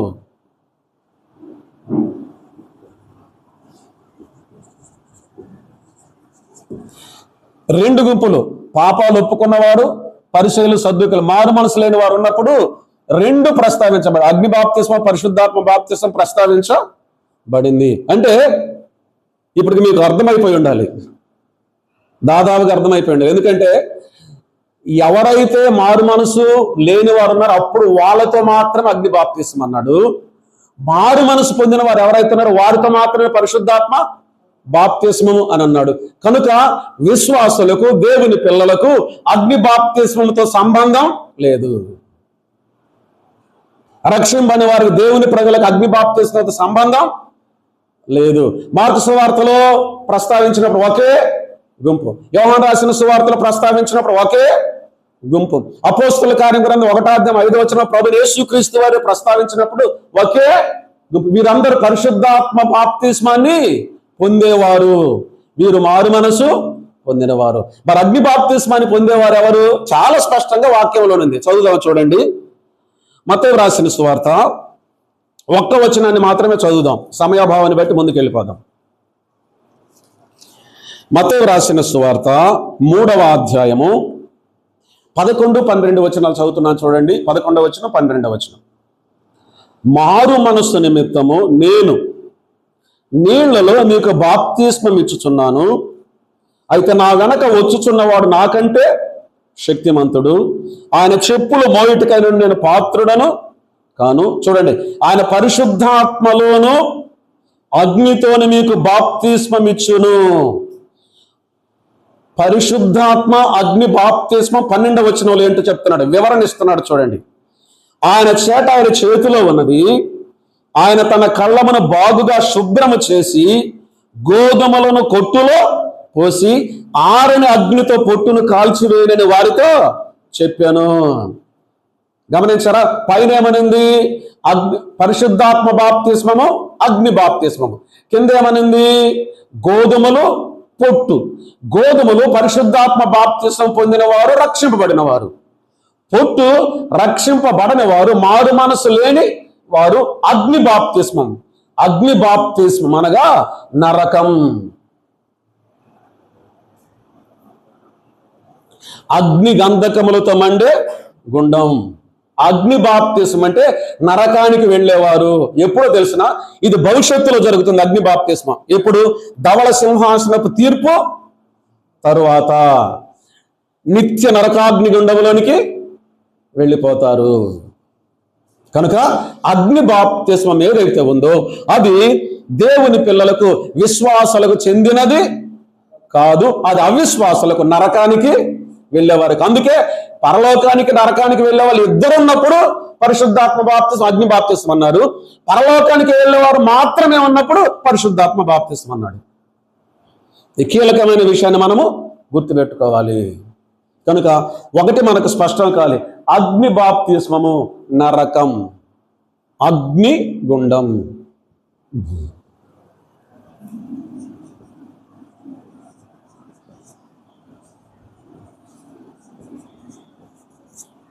పూర్తిగా అగ్నిలోకి వెళ్ళిపోతారు, ముంచబడతారు అగ్నిలో. అన్నా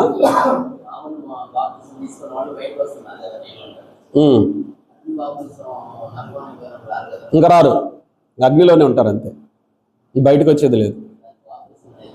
బాప్తిస్మం ఎందుకన్నారంటే వాళ్ళు మునిగిపోతారు కాబట్టి. అందుకే యేసుక్రీస్తు ప్రభువు బాప్తిస్మాన్ని గురించి చెప్పినప్పుడు ఆయన మరణములో పాతి పెట్టబడితే అని అన్నారు. మరణములోని కన్నా మళ్ళీ తిరిగి లేచిన ప్రస్తావన లేదు అక్కడ. కనుక ఇక్కడ మళ్ళీ అగ్నిలోనికి వెళ్ళిన వాళ్ళు మళ్ళీ తిరిగి లేచే అవకాశం లేదు. బాప్తిజం అంటేనే ముంచడం, మునిగిపోవడం. విశ్వాసులు లేచిన వాళ్ళు, విశ్వాసులు మరలా తిరిగి లేచిన వాళ్ళు. బాప్తిజం అంటే తిరిగి లేచినట్టు కాదు. బాప్తిజం అంటే ముంచటం, ముంచబడటం.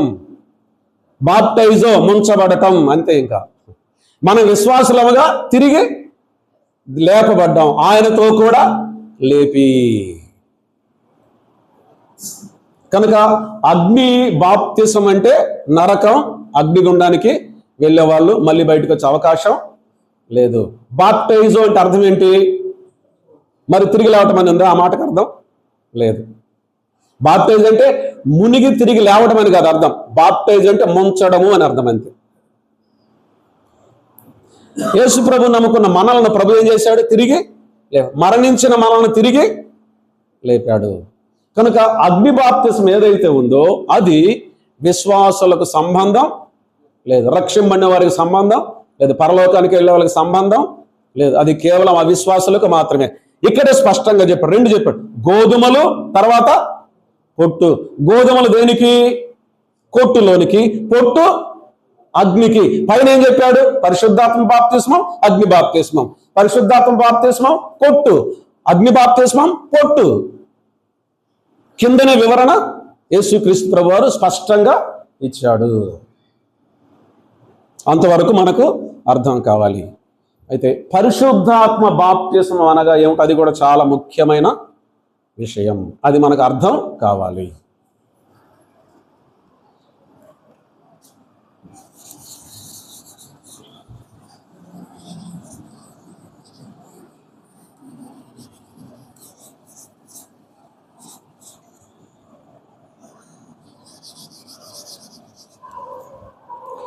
ఇక్కడ ఒక విషయం మరలా చెప్తున్నాను, బాప్టైజ్ అంటే ముంచటమే అని అర్థం, ముంచటం మునగటం అంతే. ఇంకా చెప్పండి బ్రదర్, చెప్పండి. అంతే అంతే, చనిపోవటమే. ప్రభుతో మనం లేస్తున్నాం. అది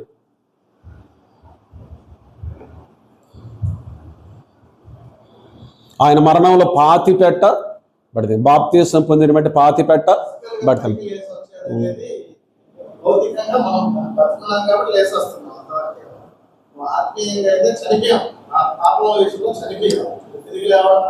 అది ఒకటే మాట, బాప్టైజ్ అంటే ముంచటము అని అర్థం. మన పాయింట్ మునిగిపోవటం అంతే. ఇంకా తిరిగి లేపటం ప్రభు మన పట్ల చేసిన కార్యం. పాత జీవితానికి ఏమైపోయాము?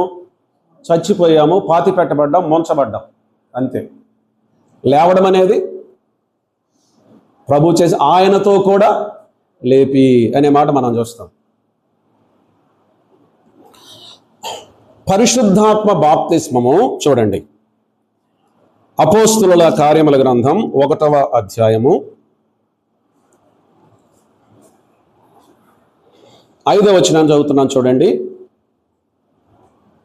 అపోస్తుల కార్యముల గ్రంథం 1:5. యోహాను నీళ్లతో బాప్తిస్మం ఇచ్చెను గాని కొద్ది దినములలోగా మీరు పరిశుద్ధాత్మల బాప్తిస్మము పొందెదరనెను. ఈ మాట గుర్తుపెట్టుకోండి, కొద్ది దినములలోగా పరిశుద్ధాత్మల బాప్తిస్మము ఏమన్నాడు? పొందెదరు అని అన్నాడు. రెండవది, 2వ అధ్యాయం 2వ వచనం నుండి చదువుతున్నాను చూడండి.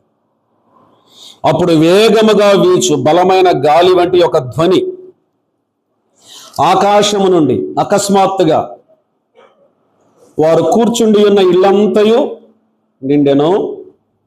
మరియు అగ్ని జ్వాలల వంటి నాలుకలు విభాగింపబడినట్టుగా వారికి కనబడి వారిలో ఒక్కొక్కని మీద వ్రాలగా అందరూ పరిశుద్ధాత్మతో నిండిన వారై ఆత్మ వారికి వాక్శక్తి అనుగ్రహించిన కొలది అన్య భాషలతో మాట్లాడసాగారు. అన్య భాషలతో పరిశుద్ధాత్మతో నిండిన వారు ఏంటంటే అర్థం, నిండటం ఏంటంటే అర్థం, మునిగిపోయారు. ముంచటం నిండిన వారై. తర్వాత కొరింథీయులకు రాసినటువంటి మొదటి పత్రిక 12వ అధ్యాయము 13వ వచనం చదువుతున్నాను చూడండి. 12-13 కొరింథీ మొదటి పత్రిక 12-13. ఎలాగనగా యూదులమైనను గ్రీసు దేశస్థులమైనను దాసులమైనను స్వతంత్రులమైనను మనమందరం ఒక్క శరీరంలోనికి ఒక్క ఆత్మయందు బాప్తిస్మము పొందితిమి, మనమందరము ఒక్క ఆత్మను పానము చేసిన వారమైతిమి. ఈ మాట గుర్తుపెట్టుకోండి, ఒక్క శరీరములోనికి ఒక్క ఆత్మయందే బాప్తిస్మము పొందితిమి. ఇప్పుడు గమనించండి, 1వ అధ్యాయం 5వ వచనం. ఉన్నారు మీరు ఇక్కడ? నా వైపు చూడాలి ఇప్పుడు. అపోస్తుల కార్యగ్రంథం 1వ అధ్యాయం 5వ వచనం. మరి కొద్ది దినములలోగా మీరు బాప్తిస్మము పొందుదురు. అప్పటికి పొందారా? లేదు. పొందుదురు అంటే ఇది ప్రవచనం, పరిశుద్ధాత్మ బాప్తిస్మను గురించిన ప్రవచనం. రెండవది, 2వ అధ్యాయంలో మనం చదువుకున్నాం కదా, ఆ 2వ అధ్యాయంలో ఆ ప్రవచనం యొక్క నెరవేర్పు. అర్థమైందా? 2వ అధ్యాయంలో మనం చదివింది ఏంటి? ప్రవచనం యొక్క నెరవేర్పు. కొరింథీయులకు రాసిన మొదటి పత్రిక 12వ అధ్యాయం 13వ వచనం. 13వ వచనమేనా? 12వ అధ్యాయం 13వ వచనంలో పొందితిమి అన్నాడు. ఏంటది? పొందితిమి, ఒక ఆత్మలోనికి బాప్తిస్మము పొందితిమి. అది ఇక చరిత్ర. ఈ 3 మాటలు గుర్తుండాలి మనకు.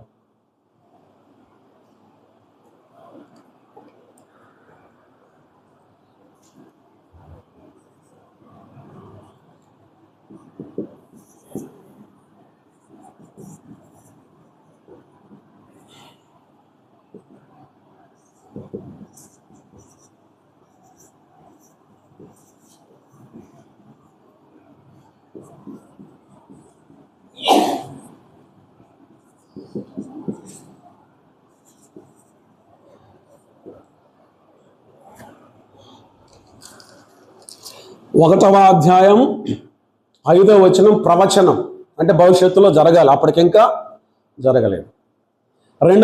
రెండవ అధ్యాయంలో 2 నుంచి 4 వచనాలు, 5 వచనాల 4 వచనాల వరకు నెరవేర్పు. మూడవదిగా కొరింథీ మొదటి పత్రిక 12వ అధ్యాయం 13వ వచనంలో చరిత్ర.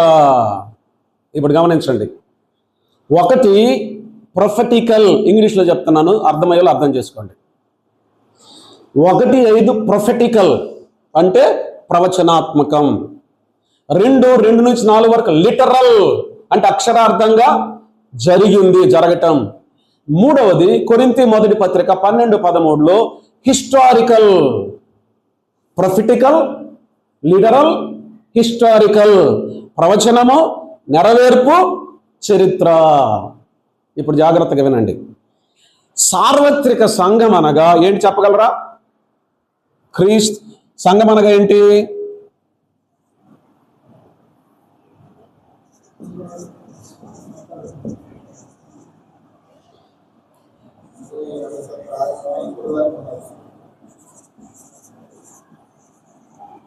ఈ మాట గుర్తుపెట్టుకోండి. సంఘం అనగా ఏంటి? క్రీస్తు శరీరము. ఇలా కూడా మనం చెప్పుకోవచ్చు, సార్వత్రిక సంఘం.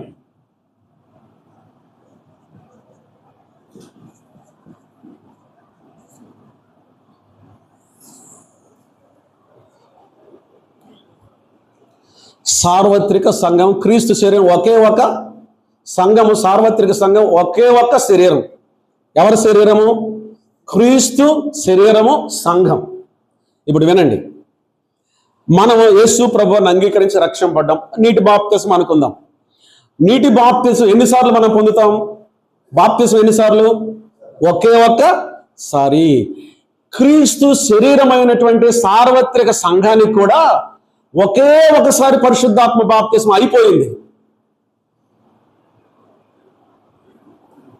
ఎన్నిసార్లు? ఒకే ఒకసారి పరిశుద్ధాత్మ బాప్తిస్మము అయిపోయింది. పరిశుద్ధాత్మ బాప్తిస్మము అపోస్తల కార్యముల గ్రంథం 2వ అధ్యాయంలో క్రీస్తు శరీరం అనే సంఘానికి పరిశుద్ధాత్మ బాప్తిస్మము జరిగి పోయింది. ఆ జరిగిపోయిన ఆ సంఘములో మనము కూడా ఉన్నాము. అందుకే ఒక్క శరీరంలోనికి బాప్తిసం పొందితిమి అని అన్నాడు. కొరింథీ మొదటి పత్రిక 12:13 ఏమన్నాడు? ఒక్క శరీరంలోనికి బాప్తిస్మము ఏమన్నాడు? పొందితిమి అని అన్నాడు. ఏ శరీరం అది? సార్వత్రిక సంఘం. సార్వత్రిక సంఘానికి పరిశుద్ధాత్మ బాప్తిస్మం ఎప్పుడు జరిగింది? పెంతెకొస్తు దినమున అపోస్తల కార్యముల 2వ అధ్యాయంలో జరిగింది. యేసు ప్రభువు స్పష్టంగా చెప్పాడు. ఏమన్నాడు తెలిసిన? కొద్ది దినములలోగా మీరు పరిశుద్ధాత్మల బాప్తిస్మము పొందేదారు. కొద్ది దినములని ప్రభు దేని గురించి చెప్పాడు? దేన్ని సూచించి చెప్పాడు? పెంతెకొస్తు దినాన్ని గురించి చెప్పాడు. మాటి మాటికి పరిశుద్ధాత్మ బాప్తిస్మం లేదు. కొద్ది దినంలో మీరు పొందుతారు, అయిపోతుంది అని దాని యొక్క అర్థం. కనుక 1వ అధ్యాయం 5వ వచనంలో యేసు ప్రభువు ప్రవచనాత్మకంగా చెప్పాడు. 2వ అధ్యాయంలో 2 నుంచి 4లో అక్షరార్థంగా నెరవేరింది. క్రీస్తు శరీరం అనే సార్వత్రిక సంఘానికి పరిశుద్ధాత్మ బాప్తిస్మం అయిపోయింది. ఇప్పుడు రక్షింపబడుతున్న వారు కూడా అప్పుడు ఆ బాప్తిస్మంలో పాలువారే, కానీ రక్షింపబడినప్పుడు ఆ ఒక్క శరీరంలో చేర్చబడుతూ ఉన్నారు. కానీ బాప్తిస్మం అయితే ఏమైపోయింది? అయిపోయింది. ఇప్పుడు పరిశుద్ధాత్మ బాప్తిస్మము లేదు. అపోస్తల కార్యముల 2వ అధ్యాయంలో ఎప్పుడో జరిగిపోయింది. అది చరిత్ర. ఇప్పుడు వినండి, ఒక ఉదాహరణ ఇలాగ చెప్తారు.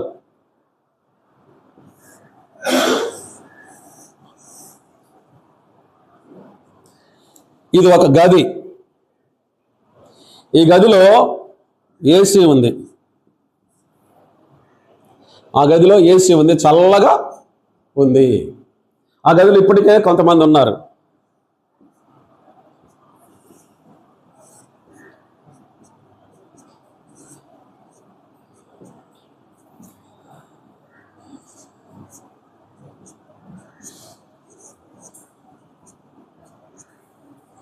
క్రొత్తగా ఒక వ్యక్తి వచ్చాడు.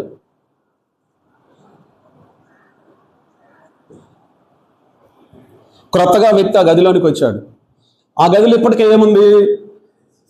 ఏసీ ఆన్లో ఉంది. అంటే ఏసీతోనే ఉన్నారు, ఏసీలో నింపబడి ఉన్నారు, వాళ్ళు చల్లగా ఉన్నారు. బాగా వేడి వాతావరణంలో ఉండి ఒక వ్యక్తి ఆ ఏసీ గదిలోనికి వచ్చాడు అనుకోండి, ఏసీ గదిలోకి చేర్చబడ్డాడు. అప్పుడు మళ్ళీ ఏసీ ఆపి మళ్ళీ వేయాలన్నా లేకపోతే సరిపోతుందా? ఏసీ ఆపి వేయాలన్నా లేదా సరిపోతుందా? ఏం చెప్పరేంటి? మళ్ళీ స్విచ్ ఆఫ్లు స్విచ్ ఆన్లు అవసరం లేదు. అలాగే సార్వత్రిక సంఘానికి పరిశుద్ధాత్మ బాప్తిసం జరిగి పోయింది. అంటే క్రీస్తు శరీరం, ఇది క్రీస్తు శరీరము. ఈ సార్వత్రిక సంఘము ఒకే బాప్తిస్మము, ఒకేసారి పరిశుద్ధాత్మ బాప్తిసం జరిగి పోయింది. ఇప్పుడు రక్షింపబడిన వారు ఆ ఒక్క శరీరంలో చేర్చబడుతూ ఉన్నారు. ఇప్పుడు పరిశుద్ధాత్మ బాప్తిసం అనేది లేదు. ఇప్పుడు చెప్తున్నాను వినండి. పరిశుద్ధాత్మ బాప్తిసం గతం జరిగిపోయింది. అగ్ని బాప్తిసం భవిష్యత్తులో జరిగేది. ఎవరికి? అవిశ్వాసులకు. పరిశుద్ధాత్మ బాప్తిసం జరిగిపోయింది ఎవరికి? విశ్వాసం నమ్మిన వాళ్ళకి. ఇలా చెప్తున్నాను వినండి. ఎవరైనా సరే, నేను ఎందుకు ఈ మాటలు చెప్తున్నానంటే, ఒకవేళ మన విశ్వాసులను కానీ మనల్ని కానీ ప్రభు నమ్ముకున్నావా అని అడుగుతారు కొంతమంది. నమ్ముకున్నాను అని అంటాడు. కొంతమంది మరి నువ్వు భాషలు ఆ పరిశుద్ధాత్మ బాప్తిసం పొందావా అని అడుగుతారు. ఆ తర్వాత భాషలు మాట్లాడావా అని అడుగుతారు. వినండి, పరిశుద్ధాత్మ బాప్తిసం పొందావనే ప్రశ్న ఇప్పుడు లేదు. పరిశుద్ధాత్మ బాప్తిసం మనము పొందాము. క్రీస్తు శరీరము బాప్తిసములో లేక పరిశుద్ధాత్మలో నింపబడుట ద్వారా ఎక్కడ? అపోస్తుల కార్యం గ్రంథం 2వ అధ్యాయంలో సార్వత్రిక సంఘానికి బాప్తిస్మము అయిపోయింది. క్రీస్తు శరీరానికి బాప్తిస్మము అయిపోయింది. పరిశుద్ధాత్మ బాప్తిస్మం అయిపోయింది. ఇప్పుడు రక్షింపబడుతున్న మనం ఆ శరీరంలోనికి ఏమవుతున్నాం? చేర్చబడుతూ ఉన్నాం. ఒక్కరొక్కరు ఆ శరీరములో చేర్చబడుతూ ఉన్నారు. కనుక పరిశుద్ధాత్మ బాప్తిస్మం హిస్టారికల్, అది మనకు అర్థం కాదు, చరిత్రాత్మకం, జరిగి పోయింది. ఇప్పుడు క్రొత్తగా లేదు. ఇలాగ మనం ఆలోచన చేద్దాం. ఒక వ్యక్తిని రక్షణలోనికి నడిపించేది ఎవరు? పరిశుద్ధాత్మే. ఒప్పింప చేసేది ఎవరు? పరిశుద్ధాత్మే.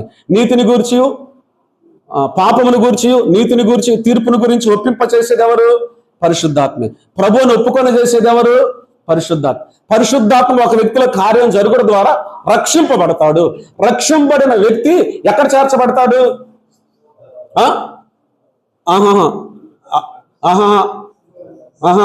సంఘమే, కానీ ఇంకో నా మాట కావాలి. క్రీస్తు శరీరంలో చేర్చబడతాడు. క్రీస్తు శరీరానికి ఏం జరిగింది? ఏ బాప్తిసం చెప్పండి? పరిశుద్ధాత్మ బాప్తిసం జరిగిపోయింది. కనుక క్రీస్తు శరీరంలో చేర్చబడుతూ ఉంటారు. సంఘంలో, సార్వత్రిక సంఘంలో చేర్చబడుతూ ఉంటారు. రక్షణలోనికి ఒప్పుకోలను దయచేసి నడిపించేది పరిశుద్ధాత్మలే, కానీ అది పరిశుద్ధాత్మ బాప్తిస్మం కాదు. అది పరిశుద్ధాత్మ ఒప్పుకోలు, ఆ ఒప్పింప చేయటం. పరిశుద్ధాత్మ బాప్తిస్మం సార్వత్రిక సంఘానికి, క్రీస్తు శరీరానికి. అందుకే ప్రభువైన యేసుక్రీస్తు వారు స్పష్టంగా చెప్పాడు, మీరు కొద్ది దినములలోగా ఏమన్నాడు? పరిశుద్ధాత్మలో బాప్తిస్మము పొందెదరు. ఆ తర్వాత మాటి కాదు, కొద్ది దినములలోగా, పెంతెకొస్తు దినమున మీకేం జరుగుతుంది? పరిశుద్ధాత్మ బాప్తిస్మం జరుగుతుంది. ఆ బాప్తిస్మలో ఇప్పుడు రక్షింపబడిన మనము సైతం ఉన్న కారణం ఏంటి? క్రీస్తు ఏమన్నారు? క్రీస్తు శరీరము. కనుక ఎవరైనా పరిశుద్ధాత్మ బాప్తిసం పొందామని క్రొత్తగా మనల్ని అడగాల్సిన అవసరం లేదు. అది జరిగిపోయింది. Prophetical, literal, historical. ప్రవచనము, నెరవేర్పు, చరిత్ర. అగ్ని బాప్తిస్మము అవిశ్వాసులకు, పరిశుద్ధాత్మ బాప్తిస్మము సార్వత్రిక సంఘమైన క్రీస్తు శరీరానికి. అది అన్నాడు, కొద్ది దినంలోగా మీరు పొందుతారు, కొద్ది దినంలోగా మీరు పొందుతారు. కనుక మనమందరం ఏమైంది తెలిసిన? ఆ శరీరంలోనికి, ఆ గదిలోనికి, ఆ ఏసీలోనికి ఒకరొకరముగా ఏమవుతున్నాం? వెళుతూ ఉన్నాం. మరలా అక్కడ ఆపరేషన్ అవసరం లేదు, ఏసీ ఆపరేషన్ అవసరం లేదు. రక్షింపబడి మనం చేర్చబడుతూ ఉన్నాము. కనుక ముందుగా 6 బాప్తిస్మాలు మనం చూచాము. అగ్ని బాప్తిసం అనేది అది ప్రత్యేకంగా ఎవరికి? అవిశ్వాసులకు భవిష్యత్తులో జరిగేది. పరిశుద్ధాత్మ బాప్తిస్మాన్ని మనము ఏమయ్యాము? సార్వత్రిక సంఘంలో క్రీస్తు శరీరంలో పొంది ఉన్న వరం. అది చరిత్ర, మాటి మాటికి రిపీట్ అయ్యేది కాదు. కానీ ఒక వ్యక్తి రక్షింపడాలంటే పరిశుద్ధాత్మ ఒప్పించేవాడు. కానీ సార్వత్రిక సంఘ పరిశుద్ధాత్మ బాప్తిసం అయితే ఏమైపోయింది? అయిపోయింది. నిండుకొన్నారు పరిశుద్ధాత్మ చేత, నింపబడ్డారు, ముంచబడ్డారు. ఇప్పుడు మన లోపలే ఉన్నాం. ఏ లోపల ఉన్నాం? క్రీస్తు శరీరంలో ఉన్నాం. ఏ లోపల ఉన్నాం? పరిశుద్ధాత్మ నింపుదలతో కూడిన క్రీస్తు శరీరంలో మనము ఉన్నాము. అగ్ని బాప్తిస్మం భవిష్యత్తులో జరుగుద్ది. పరిశుద్ధాత్మ బాప్తిస్మం చరిత్రలో జరిగి పోయింది. కనుక మనము ఆత్మచేత నడిపించబడుతున్నాం. ఎవరు, ముగింపులో ఒక మాట మన అప్లికేషన్ కోసం, ఎవరు ఆత్మచేత నడిపించబడుదురు వారందరూ దేవుని కుమారులు అనబడుదురు. ప్రభు ఈ మాటలు మన కొరకు దీవించి ఆశీర్వదించును గాక. ఆమేన్. చెప్పండి. తప్పండి లేదుగా, తప్పు పాడకూడదు. పాటలు పాడేటప్పుడు కూడా జాగ్రత్తగా చూసుకొని పాడండి. బ్రదర్ ఒక మంచి పాట పాడాడు ఇందాక. కనుక ఏ పాటలు అంటే ఆ పాటలు పాడ చెప్పన్న జానన్న.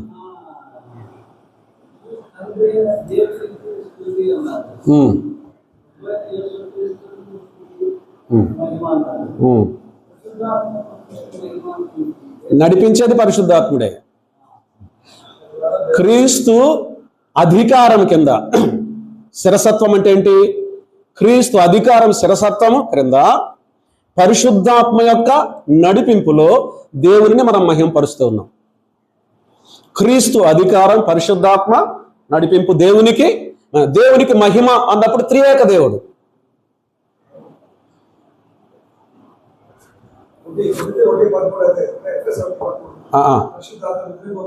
అవును, ముద్రింపడతారు. ముద్రింపడ్డం అయిపోయింది.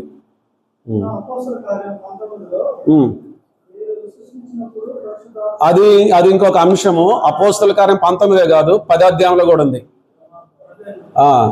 అది సంఘం యొక్క ప్రారంభంలో 10వ అధ్యాయంలో అన్యజనులు సంఘంలో చేర్చబడ్డారనే దానికి సూచన. 19వ అధ్యాయంలో బాప్తిస్మిచ్చి యోహాను శిష్యులకు సంఘం గురించి తెలియదు, క్రీస్తుని గురించి అవగాహన లేదు.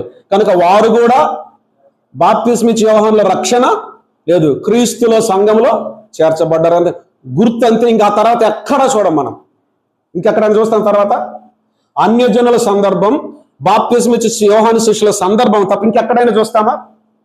ఇంకెక్కడ మనం చూడం. ఇంకొక విషయం కూడా గుర్తుపెట్టుకోండి, భాషలు ఎప్పుడు కూడా యూదులకు సంబంధించినవి, అన్యజనులకు సంబంధించినవి కాదు. గుర్తుపెట్టుకోండి. అక్కడ కొర్నేలు వాళ్ళు మాట్లాడినప్పుడు యూదులకు అర్థమైంది ఆ భాషలను బట్టి. ప్రభు వీరిని కూడా చేర్చుకుంటున్నాడు. మన వలె వీరు కూడా చేర్చబడ్డ, బాప్తిసం పొందారు, మనం వీళ్ళను తిరస్కరించకూడదని. కనుక అపోస్తల కార్యమైన సంఘ చరిత్రలో సంఘం యొక్క నిర్మాణ క్రమంలో 2వ అధ్యాయంలో అచ్చం యూదులే, ఎవ్వరు లేరు. అపోస్తల కార్యం 2వ అధ్యాయం అన్నది ఎవరు? కేవలం యూదులే. 10వ అధ్యాయంలో అన్యజనుల దగ్గరికి ఎందుకు పోయినాను గొడవ కూడా పెట్టుకున్నారు పేతురుతో. కానీ ఆ సూచన ద్వారా అన్యజనులను కూడా దేవుడు స్వీకరించారని యూదులకు అర్థమైపోయింది. అవగాహన లేని బాప్తిస్మిచ్చి యోహాను శిష్యులు ఉన్నారు, వారు కూడా చేర్చబడ్డారు. సంఘ నిర్మాణంలో భాగంగా జరిగే కానీ ఇంకెక్కడ పత్రికల్లో కానీ ఇంకెక్కడ ఇలాగ జరుగుతుందని కానీ మనము వాక్యంలో చూడం. కనుక దేవుడు సంఘ నిర్మాణ క్రమంలో సంఘాన్ని కట్టేటప్పుడు ఈ విధమైన జరిగే అంతే. ఇంక తర్వాత ఎక్కడ లేదు, రిపీట్ అనేది లేదు, మరలా అనేది లేదు. కాదు, మారు మనసు పొందడం బాప్తిసం కాదు, రక్షింపబడటం.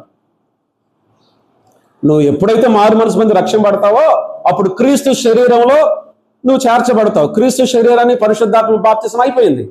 ఇంక మళ్ళీ బాప్తిసం కాదు, అది అయిపోయింది.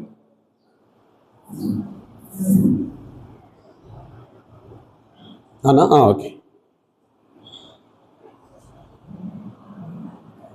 కనుక రిపీట్ అనేది లేదు.